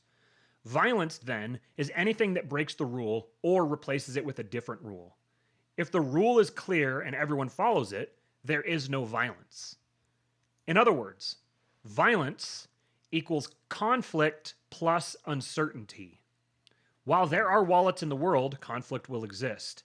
But if we can eliminate uncertainty, if there is an unambiguous, unbreakable rule that tells us in advance who gets the wallet, I have no reason to sneak my hand into your pocket, and you have no reason to run after me shooting wildly into the air. Neither of our actions, by definition, can affect the outcome of the conflict. And that's what law is ultimately. Ultimately, all law is built on the attempt to get rid of that uncertainty, so that you can get rid of the conflict. If without the uncertainty, there's no conflict. And so the way this always winds up working is that someone appoints themselves the arbiter of uncertainty, the arbiter to decide what is certain. And that's called the law. And then they just enforce it. And property ultimately is just arbitrary. It's I have this because I got here first. Or, I have it because my great granddad killed your great granddad and took it. And so then my granddad had it and my dad had it and then I have it and this is just how it is. And at some point people just accept it and they're just like, yeah, generations back there was some violence and it was shitty and it wound up that this guy got it and that guy didn't, but whatever. Now we just, for the sake of stability and peace, we're just going to acknowledge that's your property. Congrats. If you want to give it away to someone, happy to facilitate a contract where you give it to him and he gives you something in return and, etc. This is where law derives out of this attempt to mitigate or ameliorate this uncertainty. Violence of any size makes no sense without uncertainty. Consider a war. If one army knows it will lose the war, perhaps on the advice of some infallible oracle, it has no reason to fight. Why not surrender and just get it over with? But this has only multiplied our difficulties. Where do all these rules come from? Who makes them unbreakable? Who gets to be the oracle? Why is the wallet yours rather than mine? What happens if we disagree on this? If there's one rule for every wallet, how can anyone remember them all? And suppose it's not you, but me who's got the Glock. Fortunately, great philosophers have spent many hours pondering these ideas, these details. The answers I give you are theirs, not mine. First, one sensible way to make rules is that you're bound by a rule if, and only if, you agree to it. There's libertarianism for you. You're only bound by rules that you agree to. We don't have rules that are made by the gods somewhere. What we have is actually not rules at all, but agreements. Surely agreeing to something and then at your own convenience unagreeing to it is the act of a cad. In fact, when you make an agreement, the agreement itself may well include the consequences for this kind of irresponsible behavior. One thing that you'll find is if someone can turn it profitable to agree to something and then unagree to it arbitrarily, they can derive a lot of power from that. If people are unpersuaded to respond to that with some sort of force or violence, they'll just keep getting away with it. And pretty soon they can build an entire ideology around, an entire political strategy around agreeing to rules and then just arbitrarily at their convenience unagreeing to them, gaining an edge, and then going back to agreeing to them again. Does that sound like anybody you might have heard of before? That's the entire strategy of the modern left. If you're a wild man and you agree to nothing, not even that you won't just kill people randomly in the street, this is fine. Go and live in the jungle or something. Don't expect anyone to let you walk around on their street any more than they would tolerate, say, a polar bear. There is no absolute moral principle that says that polar bears are evil, but their presence is just not compatible with modern urban living. We're starting to see two kinds of agreements here. There are agreements made with other specific individuals. I agree to paint your house, you agree to pay me. And there are agreements like, I won't kill anyone on the street. But are these agreements really different? I don't think so. I think the second kind of agreement is just your agreement with whoever owns the street. If wallets have owners, why shouldn't streets have owners? Wallets have to have owners, obviously, because ultimately someone has to decide what happens with the wallet. Does it ride off in your pocket or mine? Streets stay put, but there are still a lot of decisions that have to be taken. Who paves the street? When and why? Are people allowed to kill people on the street, or is it one of those special no-killing streets? What about street vendors? And so on. Who will build the roads? Obviously, if I own 44th Street and you own 45th and 43rd, the possibility of a complex relationship between us becomes non-trivial. And complexity is next to ambiguity, which is next to uncertainty, and the Glocks come out again. So, realistically, we are probably talking more about owning not streets, but larger, more clearly defined units. Blocks, maybe. Or even cities. Owning a city! Now, wouldn't that be pretty cool? But it gets us back to an issue that we've completely skipped, which is who owns what. How do we decide? Do I deserve to own a city? Am I so meritorious? I think I am. Maybe you could keep your wallet, and I could get, say, Baltimore. There's this idea called social justice that a lot of people believe in. The notion is, in fact, fairly universal as of this writing. What it tells us is that Earth is small and has a limited set of resources, such as cities, which we all want as much of as possible. But we can't all have a city or even a street, so we should share equally. Because all of us people are equal, and no one is more equal than anyone else. Social justice sounds very nice, but there are 3 problems with it. One is that many of these nice things are not directly comparable. If I get an apple and you get an orange, are we equal? One could debate the subject, with Glocks perhaps. 2 is that even if everyone starts with equal everything, people being different, having different needs and skills and so on, and the concept of ownership implying that if you own something, you can give it to someone else, all is not likely to stay equal. In fact, it's basically impossible to combine a system in which agreements stay agreed with one in which equality stays equal. This tells us that if we try to enforce permanent equality, we can probably expect permanent violence. I am not a big fan of empirical evidence, but I think this prediction corresponds pretty well to reality. And one thing, like libertarians will kind of knee-jerk say, oh yeah, we can't enforce like permanent equality. Yet the entire notion of anarchy is a notion of permanent equality. It is a notion of everyone being equally powerful to dictate their own outcomes, to dictate their own law, in essence. But 3, which is the real killer, so to speak, is that we are not, in fact, designing an abstract utopia here. We're trying to fix the real world, which, in case you hadn't noticed, is extremely screwed up. In many cases, there is no clear agreement on who owns what. Palestine, anyone? But most of the good things in the world do seem to have a rather definite chain of control. If we have to start by equalizing the distribution of goods, or in fact by changing this distribution at all, we are putting ourselves quite unnecessarily behind the 8 ball. We're saying, we come in peace. We believe all should be free and equal. Let us embrace. Put your arms around me. Feel that lump in my back pocket? Yep, that's what you think it is. And it's loaded. Now, hand over your city/wallet/apple/orange because I know someone who needs it more than you. The goal of formalism is to avoid this unpleasant little detour. Formalism says, let's figure out exactly who has what now and give them a fancy little certificate. Let's not get into who should have what, because like it or not, this is simply a recipe for more violence. Should is a recipe for violence. It's very hard to come up with a rule that explains why the Palestinians should get Haifa back and doesn't explain why the Welsh should get London back. So far, this probably sounds a lot like libertarianism, but there's a big difference. Libertarians may think the Welsh should get London back, or not. I'm still not sure I can interpret Rothbard on this one, which is, as we've seen, in itself a problem. But if there is one thing all libertarians believe, it's that the Americans should get America back. In other words, libertarians, at least real libertarians, believe the US is basically an illegitimate and usurping authority, that taxation is theft, that they are essentially being treated as fur-bearing animals by this weird officious armed mafia, which has somehow convinced everyone else in the country to worship it like it was the Church of God or something, not just a bunch of guys with fancy badges and big guns. A good formalist will have none of this. Because to a formalist, the fact that the US can determine what happens in the North American continent between the 49th parallel and the Rio Grande, Alaska, and Hawaii, etc., means that it is the entity which owns that territory.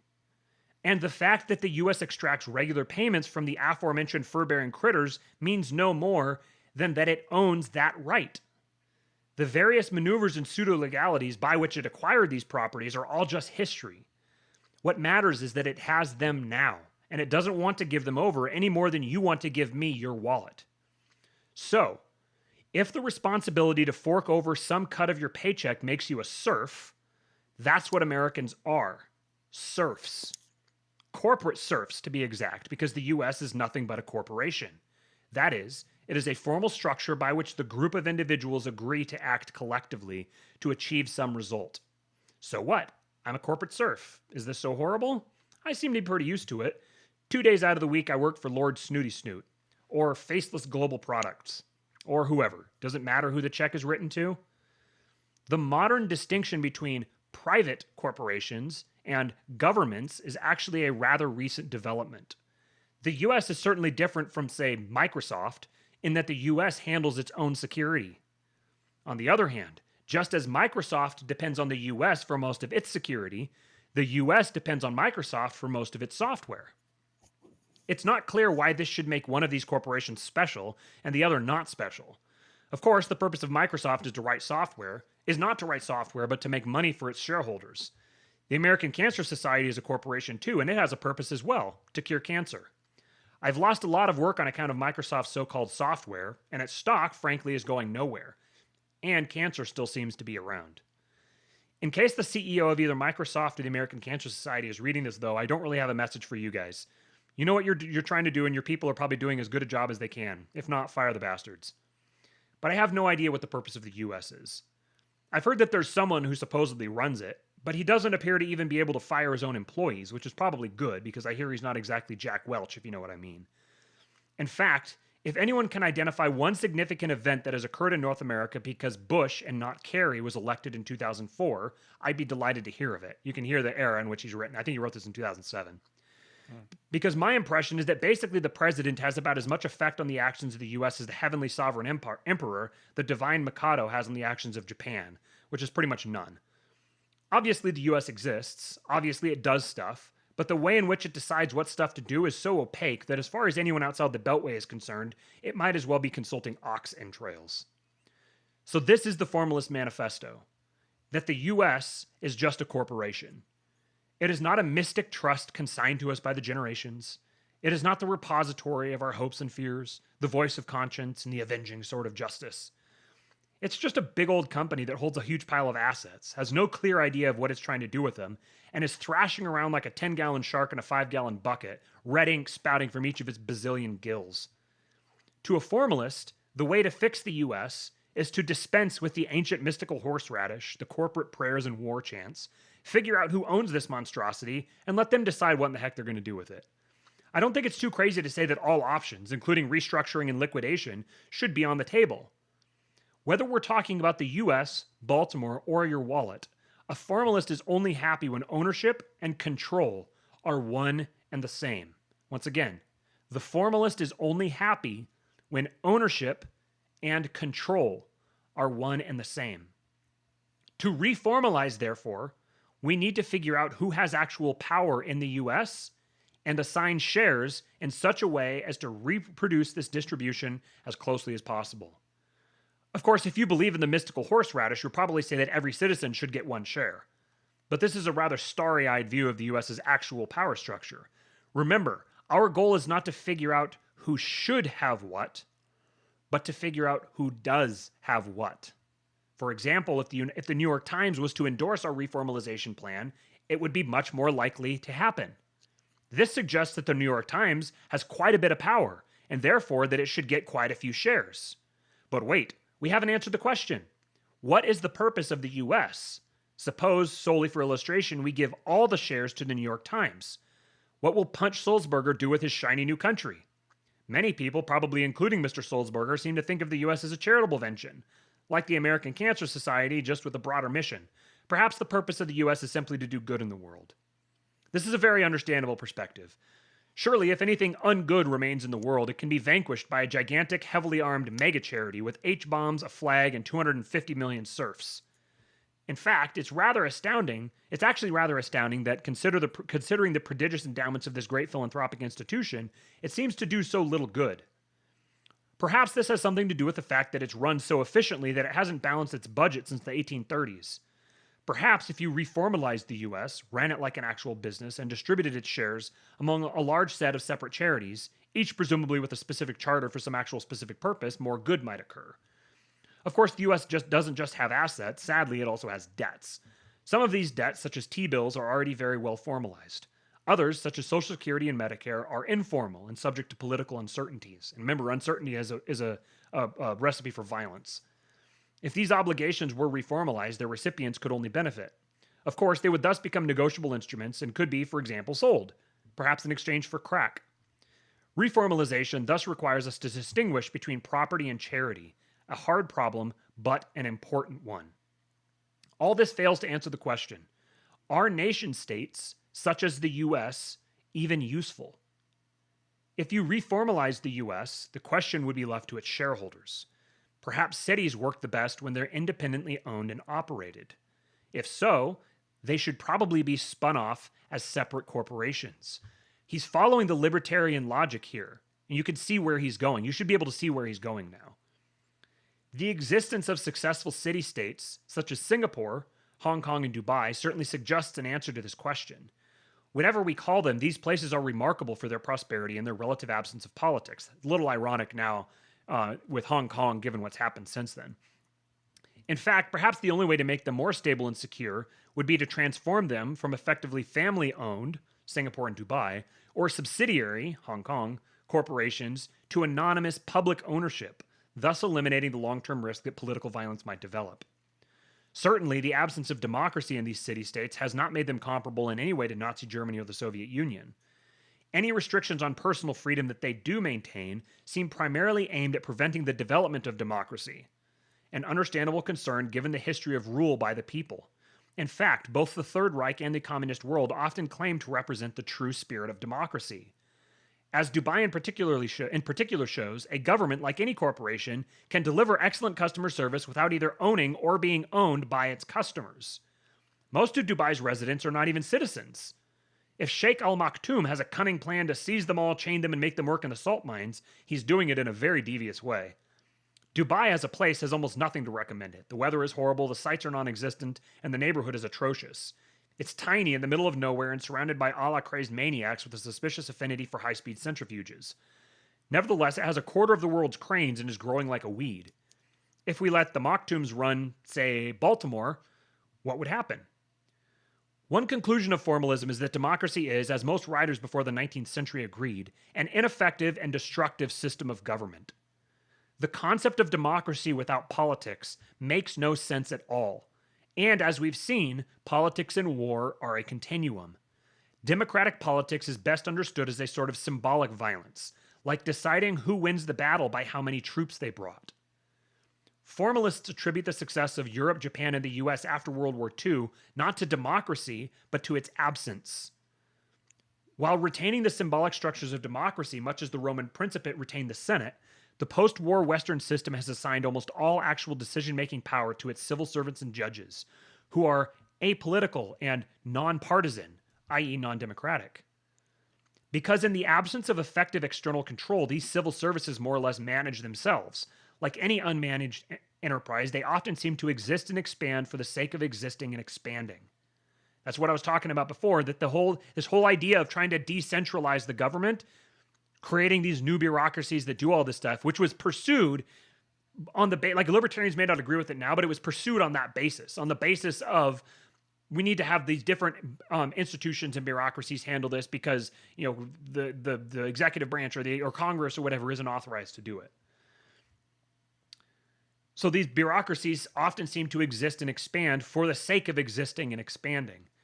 But they avoid the spoils system which invariably develops when the tribunes of the people have actual power, and they do a reasonable, if hardly stellar, job of maintaining some semblance of law. In other words, democracy appears to work, quote-unquote democracy appears to work because it is not in fact democracy, but a mediocre implementation of formalism. This relationship between symbolism and reality has received an educational, if depressing, test in the form of Iraq, where there is no law at all, but which we have endowed with the purest and most elegant form of democracy, proportional representation, and ministers who actually seem to run their ministries. While history does no controlled experiments, surely the comparison of Iraq to Dubai makes a fine case for formalism over democracy. And I realized that was long, but what I want to get across to you with this is that the libertarian ideal and Capistan, as libertarians describe it, is a region, city, state, county, neighborhood, whatever, that is operated, that is run in a totalitarian fashion by the property owner. Wakanda, yeah. It's yeah. when you fall into this notion, you're like, libertarians have no hesitation to say, universal equality is just not possible. Yet they're trapped in this democratic system, this democratic context, where they are like idealizing a world in which everybody is equal in power. That this is, we need to have no rulers. We get rid of all the rulers. Everyone will be equal in power. And then, like, magically everything will work out better. There's no way for that sort of system to actually exist. There's no way for humans to organize themselves that way. Because, like with the pacifists, if we say nobody will have power over anyone else, then the first person who says, well, I'm going to have power over these people, he's going to win. So immediately you get a totalitarian arrangement. And this is just the nature of property, because I'm the totalitarian owner of what happens on my property. Well, technically I rent, so I'm not. I don't get to be the totalitarian dictator of what happens on my property. Someone else does. But ultimately, if there's a clash of wills, if there's uncertainty between what should happen, between me and the person who owns the property, his will be enforced, ultimately up to the point of violence. He will violently remove me from the property if the uncertainty persists long enough. Every single social arrangement is ultimately based on the potential threat of violence. And if you have a concept of property, you have to have a concept of totalitarianism. Because whoever owns the property has the right to control it in a totalitarian way. And if you object, the only way you can do anything about it is have more power than him and, in a totalitarian sense, enforce your will on him. Or you can try to convince him. But if you're trying to convince him, you better appeal to his interests, because people don't make decisions that go against their own interests, at least from their perspective. So you better be able to frame it in a way that he can choose it because it's going to benefit him. So anyways, that was a very long-winded way of justifying my position that libertarianism is not possible without totalitarianism. When power is formalized, when you actually see it, because the formalization just shows you where the power already is. Once you see the power, you realize the way that it's functioning, and you realize that it has a totalitarian nature. And all government, or even the lack thereof, runs on power, which is ultimately enforced through the threat of violence. So the ideal libertarian society would necessarily be built on violence. I mean, if you created the ideal society and your first your first impulse isn't how to protect it, which actually should be your first impulse before you even think about creating it, you'd be setting yourself up to have all this work destroyed. And it would be work, I mean, like, even if because I'm trying to make sense of like the conversation going on in the comments there, and I think that the Formless Manifesto addressed it nicely.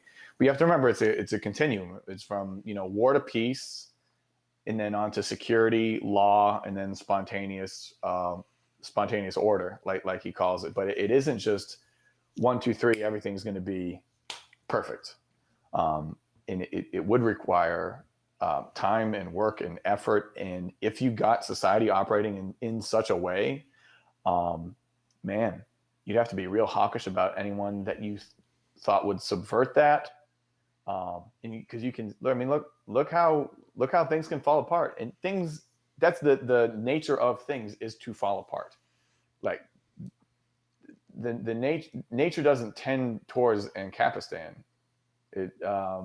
It goes away from it. You know, it goes back to National Geographic. Right. It tends toward the chaotic version of Ancapistan. The form of Ancapistan that the average person... Anarchy. Right. Yeah. The anarchists say, no, I don't mean that kind of anarchy. But the people who associate Ancapistan with that kind of anarchy, their intuition is correct. Because that's how it would work out. The only way that you have peace and security and stability and order is with a law. And that law has to be ruthlessly enforced by someone with absolute power. That's the only way that you get the sort of order and stability that anarchists are imagining, that libertarians are imagining. And go ahead. No, well, I'm thinking about it, like there's all these parallels. You think about Jordan Peterson's, referencing Carl Jung, talking about incorporating the dark side. You think about some of the most peaceful people that you know and how they're just, trained badasses. You know what I mean? And even libertarians agree to this idea anyway, implicitly, just based on their affinity for firearms. You know what I mean? It's just some of the most peaceful people out there are just, also happen to be John Wick or aspire to be John Wick. It's not for no reason. I think, they know this deep down, but if you look at it of just in that same model of incorporating the dark side into the individual, you just extrapolate it out to a libertarian society. It's the same thing. And so it shouldn't be, it shouldn't create this, this mental chaos about, oh man, they're talking about totalitarianism. Like, well, we have to talk about totalitarianism because we don't want to live in totalitarianism. So we want to be the one to dictate the totalitarianism. Right. That's the paradox. If you don't want to live in totalitarianism, then you have to impose totalitarianism yourself. Now, and then the idea would be that you don't actually need to impose it. Right. You just have the threat of it. You have the threat of it and the capacity of it. It's like, and any libertarian would tell you, it's like, yeah, we want to have a society with a bunch of guns so nobody gets shot. Exactly. You'd like this impulse, like people, they understand this implicitly. They just haven't connected all of these ideas. This is what the neo-reactionary, post-libertarian corpus of ideas does. Is it takes all of these ideas that libertarians already have that are kind of siloed apart from each other and just connects all of them. And so it takes these things to their logical conclusion. This is why I say that monarchy and anarchy are only separated by a single bullet. Monarchy is much closer to anarchy than democracy, in both senses.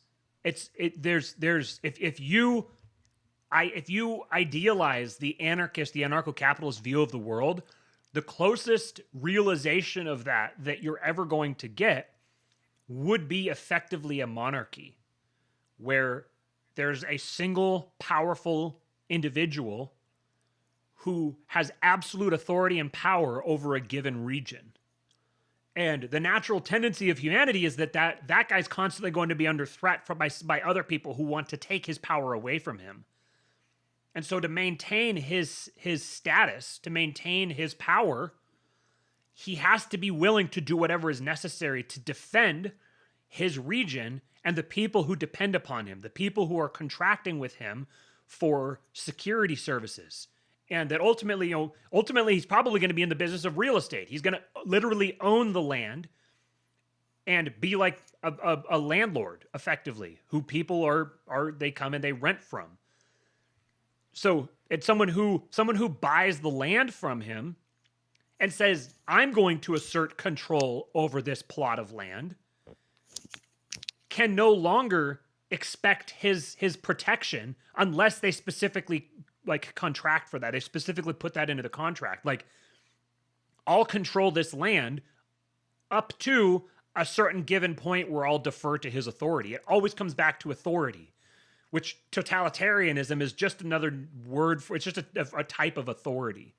I think people equate totalitarianism with the they equate totalitarianism with the worst possible manifestation of it, which is fundamentally like that's leftist mind poison that has worked its way in. Like democracy arose because people stood in opposition to the worst possible form of totalitarianism.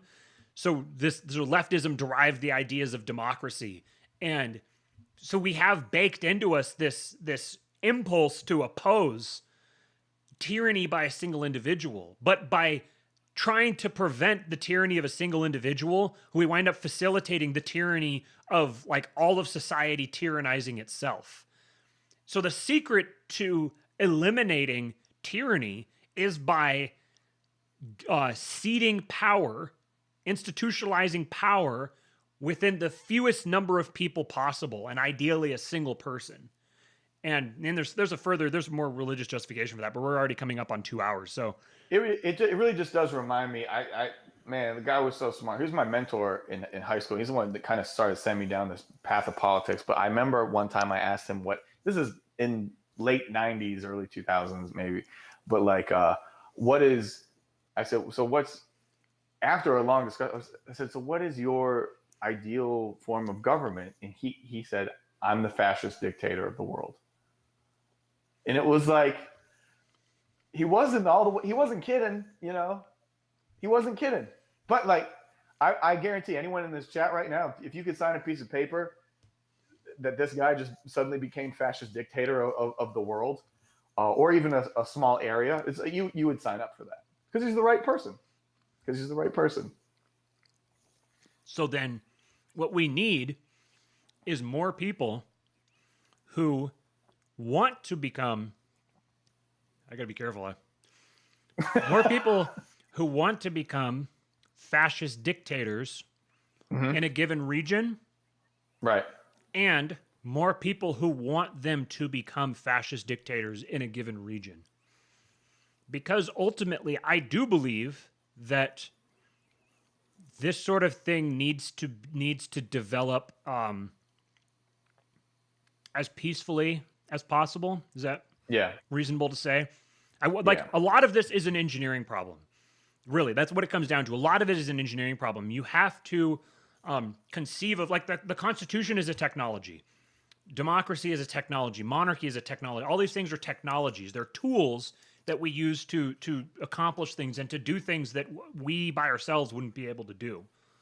So ultimately, what this demands, this sort of a structure, the type of structure he's describing with people like owning a city and all that, a lot of that depends upon having the technological capacity to manage this type of thing. And it likely only works at a small scale, just because the larger scale you get, the more unstable it's going to get. And the more unstable it gets, the more ruthless and brutal in the totalitarianism the leader has to get. No one is more brutal than a totalitarian leader who is insecure in his position. If you want the worst version of the state, attack it on its face. Set out to destroy the state, and you'll get the worst version of it. If you want to replace the state, you can't attack it. You have to create an alternative, and you have to be wise enough in the way that you create the alternative that the state doesn't see it as a direct threat until it's too late to do anything about it. Here we are. Then, so here you tell everyone about it ahead of time. And ultimately so ultimately what you're doing is you're conceiving of a technology, you're solving an engineering problem, and then you're left with a persuasion problem. But until you have the technology, the persuasion will never work, because you aren't showing them something. You're comparing nothing to something. You're saying, "Hey, I have this nothing on my side, and look how much better it is than your something." And it's, you want to talk about an emperor's new clothes situation. You don't have anything. Libertarians are offering a world that doesn't exist in return for a world that not only exists, but a world that gives purpose and meaning and power to many, many, many, many people. And so if you want to go position yourself as an opponent to them, if you want to go tell them why their worldview sucks and why they're wrong about everything, and you want to oppose everything they try to do, all you're doing is entrenching them and facilitating the spread of their ideas, because they are a more sympathetic character than you are. So in a bizarre sense, you're actually working for them. You're working with them. You're promoting their world when you think that you're promoting your own. The way to promote your own is, number one, get out of politics altogether. Build. Hotep Jesus likes to say, Hotep and build. Just build. Build something. Have something to show for yourself. Make yourself a person who has something to offer the world. Once you've done that, then you can re-enter the realm of politics and start dealing with it on a Machiavellian basis like I'm talking about, where you actually judge your actions based on how they're going to promote the world you want to see, rather than how you think they might, or just kind of going off of instinct. Because all that results in is, with reparations, you look like you're racist and you have no impact on the conversation apart from facilitating it. With regulating big tech, you support the very people who are standing on your throat. And with $10,000 stimulus checks, you get no stimulus checks and everybody hates you. So that there is my libertarian case for reparations, regulating big tech, and $10,000 stimulus checks. And you can add in universal health care, whatever else. Whatever other policy is inevitable is going to happen no matter what. You might as well capitalize on it, have some sort of a way of influencing it to be a better version of it, a better version of reparations than the one that's bound to happen, a better version of regulating big tech than what will happen if you're not participating in the conversation, a better application, a better messaging around the $10,000 stimulus checks than what's happening with the existing ones. Better for you to have some influence in that way and to capitalize on it, to get the political capital, to be seen as someone who recognizes that the system as it currently exists has victims. And those victims want someone to give them something. Once you've demonstrated to them that you are someone who will give them something, then they're more likely to listen to you. Then you can have some sort of influence over them, but you better have something to offer. You better not be some dude working at Quiznos or something. You know, some dude that just doesn't have anything to show for himself and just goes and shit posts on the internet all day. If that's who you are, you. I'm kidding. Fuck people who work at Quiznos. Oh, I love Quiznos. But if that's who you are, if you haven't made yourself into somebody, then people just aren't going to be inclined to listen to you. They won't listen to you until you make yourself into something. Anyways, this is now our longest show ever. I think we're at 2 hours and 3 minutes. This has been fun. This has been interesting. Been fun. I'm curious to see what the response will be from this. So tell us what you think. Tell us what you think of our ideas. The chat's been popping. Popular Liberty in here has got some really good thoughts. If you can, when you're rewatching this on YouTube, just go back through and turn the live chat on and go see what people are talking about, because there's some guys fun. here having some good takes. I don't think I do a very good Jordan Peterson impression. I've never even tried. An amazing. I understand whoever said that. I understand because Matt should be able to do a good Jordan Peterson impression, and if with some of my training, I think that he will be able to.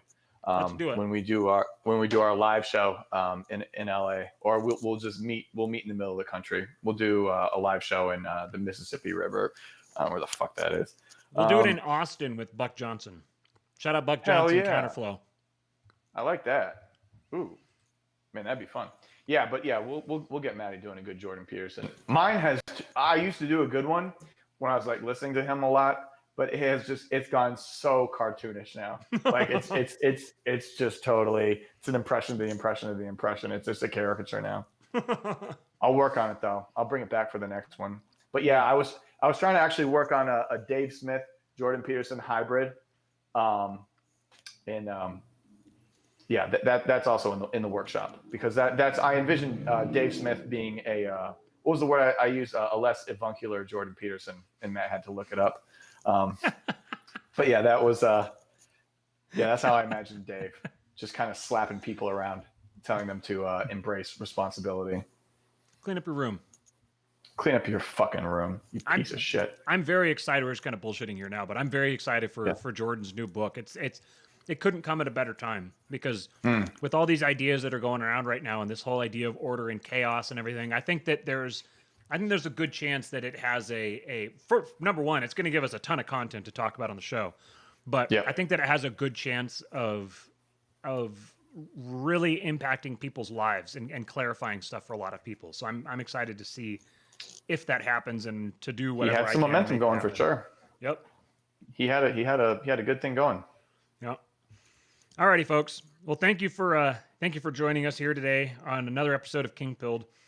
And once again, do us a favor, like the show, subscribe to the show, share the show, and leave us a comment. Let us know what you thought about the episode today, and let me know what you would think of me doing the Moldbug read-throughs, and like providing commentary on them as I go. Maybe I could start with he's got a couple series that are really interesting. One of them is Patchwork, where he describes how, like, this idea of like owning a city and how you would run it, how you would transition to it, and then how you would run it as effectively like a monarch. All of that sort of thing is a very, very interesting series. And he's got another one on how Dawkins got pwned, where he talks about mind viruses. And then he's got his open letter to open-minded progressives. He's got some really interesting series. So I think it would be, you know what? Even if you guys don't like the idea, I'm going to do it just for my own amusement. And I don't care if 5 people watch it. I still want to do it for my, exactly. Yes. Please don't subscribe, don't like the show, and don't share it.